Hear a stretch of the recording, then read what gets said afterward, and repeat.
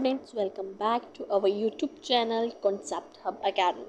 तो आज हम एक बहुत ही इंटरेस्टिंग टॉपिक पढ़ने वाले हैं, जो कि हमारा टॉपिक है आज का माइक्रो ऑर्गेनिजम्स एज फ्रेंड्स या माइक्रो ऑर्गेनिजम्स एंड अस। तो आप सब सोच रहे होंगे कि माइक्रो ऑर्गेनिजम्स तो डिजीज़ फैलाते हैं, ये फ्रेंड्स कैसे हो गए। तो आज हम जानेंगे कि कुछ टाइनी माइक्रो ऑर्गेनिजम्स एक्चुअली हमारी हेल्प भी करते हैं। इमेजिन अगर माइक्रो ऑर्गेनिजम्स ना होते तो ना कर्ड बनता, ना केक फ्लफी होता, ना मेडिसिन्स मिलती। तो माइक्रो ऑर्गेनिजम्स क्या होते हैं? तो माइक्रो ऑर्गेनिजम्स या माइक्रोब्स जो हैं बहुत ही छोटे लिविंग ऑर्गेनिजम्स होते हैं, जिनको हम नेक्ड आई से नहीं देख सकते। नेक्ड आई मतलब नहीं, नॉर्मल आई से नहीं देख सकते। तो इन्हें देखने के लिए एक माइक्रोस्कोप की ज़रूरत पड़ती है। सब माइक्रो ऑर्गेनिजम्स हार्मफुल नहीं होते। कई माइक्रो ऑर्गेनिजम्स जो हैं हमारे बेस्ट हेल्पर्स होते हैं। ओके, आज हम पढ़ने जा रहे हैं माइक्रो ऑर्गेनिजम्स एंड अस। तो माइक्रो ऑर्गेनिजम्स जो हैं हमारी ज़िंदगी में बहुत ही इम्पोर्टेंट रोल प्ले करते हैं। कुछ जो माइक्रो ऑर्गेनिजम्स हैं हमारे लिए बेनिफिशियल हैं, कुछ जो हैं हार्मफुल, क्योंकि वो बहुत सारे डिजीज़ कॉज करते हैं, हमारे फैलाना के कारण हैं। एंड इसको हम डिटेल में पढ़ेंगे आज, how they are useful to us. Students, आज हम पढ़ेंगे हमारे फ्रेंडली माइक्रो ऑर्गेनिजम्स क्या हैं। तो micro organisms are use for various purposes. Micro organisms का यूज़ वेरियस बहुत सारे यूजफुल प्रोडक्ट्स बनाने में किया जाता है, वेरियस पर्पसेस के लिए। फर्स्ट है making of curd and bread. तो देखिए जैसा कि है, making of curd is a process in which the lactose milk sugar of the milk is converted into lactic acid by the action of a certain bacteria which is known as lactobacillus। तो curd बनाने की process में milk का lactose जो है, milk sugar जिसको बोलते हैं, बैक्टीरिया की हेल्प से लैक्टिक एसिड में कन्वर्ट हो जाता है। तो ये काम मेनली कौन करता है? Lactobacillus bacteria. तो जब मम्मी दूध को गर्म करके उसमें थोड़ा दही डालती हैं तो नेक्स्ट मॉर्निंग क्या बनता है? Students write in a comment, yes, a curd is formed. ये मैजिक कौन करता है? इट्स एक बैक्टीरिया जिसका नाम है लैक्टोबैसिलस। तो ये मिल्क को कर्ड में कन्वर्ट करता है एंड इस प्रोसेस को फर्मेंटेशन भी बोला जाता है। Students, write in comment section कि घर में दही कौन जमाता है? Bacteria are also involved in the making of cheese, pickles and many other food items। तो बैक्टीरिया का यूज़ चीज़, पिकल्स और कई फूड आइटम्स बनाने में भी होता है। This curd is further used in the preparation of idli, dosas and bhaturas. तो दही का यूज़ इडली, डोसा और भटूरा जैसे फूड्स को सॉफ्ट और फ्लफी बनाने के लिए भी किया जाता है। सेकेंड यूज़ है हमारा इन ब्रेड मेकिंग। ये स्टूडेंट्स, केक फ्लफी कैसे होता है एंड ब्रेड सॉफ्ट कैसे बनती है? It's all because of east. तो ईस्ट जो है एक क्या है? फंगस है जो शुगर को यूज़ करके कार्बन डाइऑक्साइड बनाता है एंड इसी गैस की वजह से डो जो है हमारा फूल जाता है। इसीलिए पिज़्ज़ा बेस और ब्रेड सॉफ्ट होते हैं। तो इसीलिए हम इसमें एक मेमोरी ट्रिक यूज़ करेंगे जिसे हम ये भूल नहीं सकते, that is yeast equals to fest, means कि जहाँ फेस्ट वहाँ ब्रेड। स्टूडेंट्स, क्या आपको पता है कि टाइनी माइक्रो ऑर्गेनिज्म सिर्फ दही ही नहीं बनाते बल्कि इंडस्ट्रीज में भी करोड़ रुपए का काम करते हैं। आज हम जानेंगे माइक्रो ऑर्गेनिजम्स का commercial use. Microorganisms are used for the large-scale production of alcohol, wine, and acetic acid, which is also known as vinegar. And yeast is used for the commercial production of alcohol and wine. तो micro organisms का use जो है industries में large scale production के लिए किया जाता है। ये अल्कोहल, वाइन और एसिटिक एसिड जिसको विनेगर मीन्स जिसको सिरका बनाने में भी हेल्प करता है। सो ईस्ट जो है एक यूज़फुल माइक्रो ऑर्गेनिज्म है जो अल्कोहल और वाइन बनाने में यूज़ होता है। ये शुगर को अल्कोहल में कन्वर्ट करता है by the process of fermentation. So students write down in a comment section कि ईस्ट जो है फंगस है या एक बैक्टीरिया है।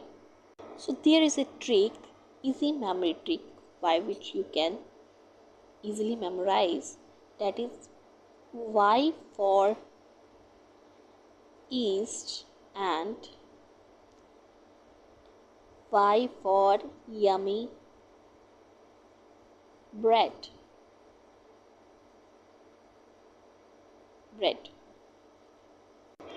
स्टूडेंट्स, क्या आपको पता है शुगर से अल्कोहल कैसे बनते हैं और इस मैजिक प्रोसेस को क्या कहा जाता है? इस प्रोसेस का नाम है फर्मेंटेशन। तो शुगर को अल्कोहल में कन्वर्ट करने की प्रोसेस को फर्मेंटेशन कहते हैं। The process of conversion of sugar into alcohol is known as fermentation. ये प्रोसेस मेनली ईस्ट की हेल्प से होता है। And Louis Pasteur discovered fermentation in 1857। तो एक साइंटिस्ट थे जिनका नाम था लुइस पैस्चर। उन्होंने 1857 में फर्मेंटेशन प्रोसेस को डिस्कवर किया। सो स्टूडेंट्स, क्या आपने पैस्चराइजेशन का नाम सुना है? Right down in comment section yes और नो।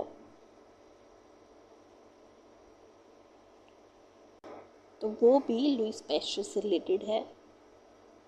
तो स्टूडेंट्स, आप जब भी ब्रेड या केक देखें तो याद रखना उसके पीछे टाइनी ईस्ट का हार्ड वर्क होता है। सो स्टूडेंट्स, अब हम इसका नेक्स्ट यूज़ पढ़ेंगे, that is agriculture use of micro organism. तो प्लांट्स और एनिमल्स दोनों को ग्रोथ के लिए नाइट्रोजन की ज़रूरत होती है। सो स्टूडेंट्स, क्या आपको पता है फार्मर्स के सीक्रेट हेल्पर्स कौन होते हैं?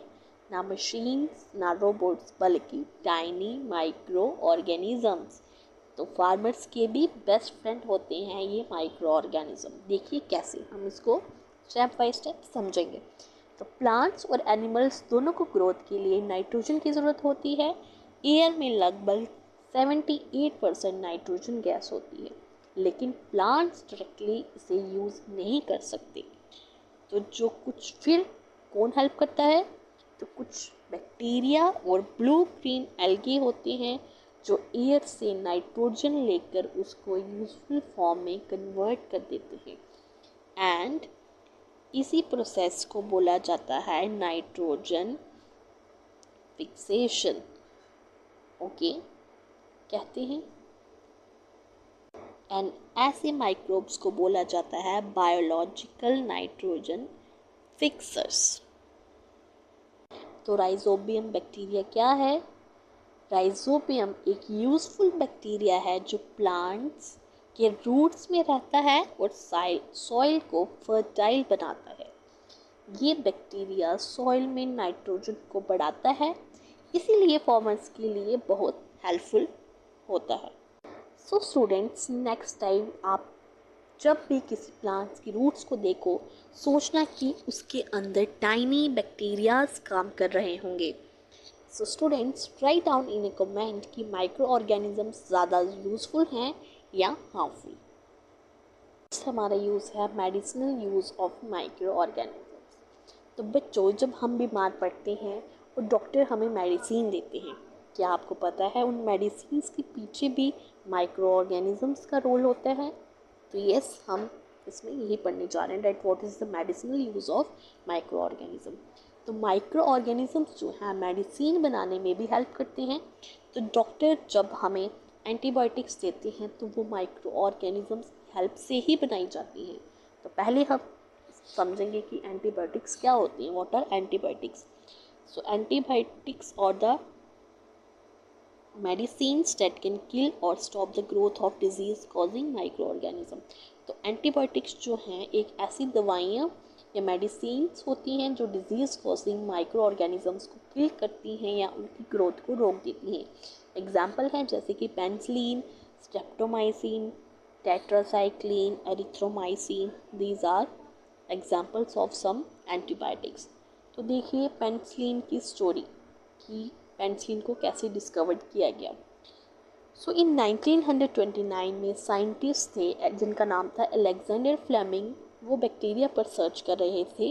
अचानक उन्होंने नोटिस किया कि एक मोल्ड बैक्टीरिया को ग्रो नहीं दे रहा था।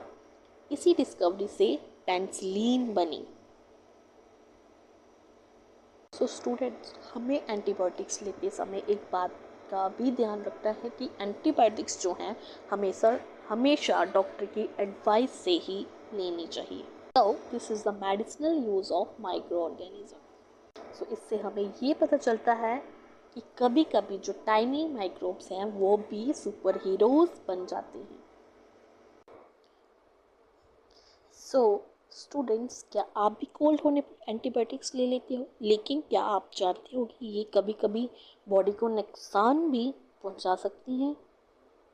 तो चलिए देखते हैं कि हमें क्या क्या प्रिकॉशंस लेने चाहिए जब हम एंटीबायोटिक्स को लेते हैं। So it should be only taken on the advice of the doctor. मतलब एंटीबायोटिक्स सिर्फ डॉक्टर की एडवाइस पे ही लेनी चाहिए। एंटीबायोटिक्स बिना डॉक्टर के कहने पर नहीं लेनी चाहिए। डॉक्टर जितने दिन तक मेडिसिन लेने को बोले उतना पूरा हमें कोर्स कंप्लीट करना चाहिए। अगर हम बीच में मेडिसिन को बंद कर देंगे तो बैक्टीरिया जो है कम्प्लीटली नहीं मरते। So our next point is antibiotics taken unnecessarily may kill the beneficial bacteria in the body। तो हमारी बॉडी में कुछ बेनिफिशियल मीन्स कि कुछ गुड बैक्टीरिया भी होते हैं जो बॉडी को हेल्दी रखते हैं। अगर हम अननेसेसरी एंटीबायोटिक्स को लेंगे तो ये गुड बैक्टीरिया जो हैं भी मर सकते हैं और डाइजेशन और हेल्थ पर इनका इफेक्ट पड़ सकता है। So it should not be taken unnecessarily। Third point is antibiotics, however, are not effective against cold and flu as these are caused by viruses। तो एंटीबायोटिक्स जो हैं कोल्ड और फ्लू में काम नहीं करती क्योंकि कोल्ड और फ्लू जो है वायरस की वजह से होते हैं, लेकिन जो एंटीबायोटिक्स हैं सिर्फ बैक्टीरिया पर काम करती हैं, वायरसेस पर नहीं। इसीलिए नॉर्मल कोल्ड या फ्लू में हमें एंटीबायोटिक्स लेने से कोई फ़ायदा नहीं होता। सो ईज़िली वी कैन अंडरस्टैंड कि एंटीबायोटिक्स जो हैं डॉक्टर की एडवाइस पर ही लेनी चाहिए। एंड सेकेंडली मेडिसिन का कोर्स कंप्लीट करना है। एंड थर्ड, इसे हमें अननेसेसरी एंटीबायोटिक्स नहीं लेनी है। एंड फोर्थ इज़ कोल्ड और फ्लू में एंटीबायोटिक्स इफेक्टिव नहीं होती। स्टूडेंट्स, आज हमने सीखा कि माइक्रो ऑर्गेनिज्म सिर्फ एनिमीज नहीं होते बल्कि बहुत सारे माइक्रो ऑर्गेनिज्म जो हैं हमारे फ्रेंड्स भी होते हैं। तो अगर आपको ये वीडियो हेल्पफुल लगी हो तो लाइक, शेयर और चैनल को सब्सक्राइब ज़रूर करना। Thank you.